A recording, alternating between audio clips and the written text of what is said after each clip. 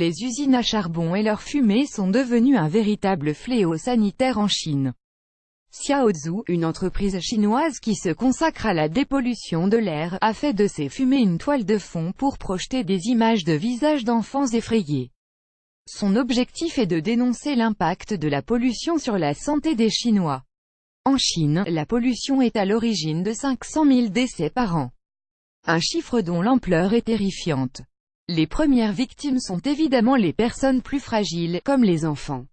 Les enfants, premières victimes de la pollution. Les enfants notamment paient un lourd tribut à la pollution.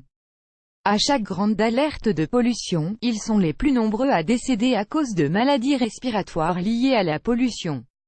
Aussi sidérants que soient ces chiffres, ils ne suffisent pas pour que la population réalise la tragédie qui est en train de se jouer, selon Xiaozhu, spécialiste de la purification de l'air. Il a donc imaginé une campagne de communication choc pour mobiliser l'opinion publique, et vendre aussi ses solutions de purification d'air.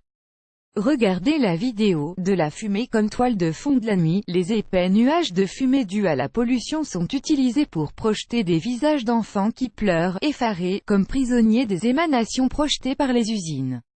Baptisée Breathe Again, respire à nouveau, cette campagne de communication met en scène les enfants, premières victimes de la pollution, à quelques dizaines de mètres dans les airs. Éco-blanchiment ou pas, certains estimeront que cette entreprise flirte dangereusement avec le greenwashing en commercialisant de cette façon ses purificateurs d'air. Il n'en reste pas moins qu'elle cherche aussi à sensibiliser l'opinion aux défis majeurs posés par la pollution industrielle, dans un pays où la voix des écologistes est souvent censurée. Que pensez-vous de cette initiative? Partagez votre avis avec nous en laissant un commentaire. On a hâte de vous lire. Vous aimez cette astuce? Partagez-la avec vos amis sur Facebook. À découvrir aussi, les pommes françaises sont bien empoisonnées aux pesticides, la justice donne raison à Greenpeace. Cosmétiques et soins pour la peau, 12 produits toxiques à éviter.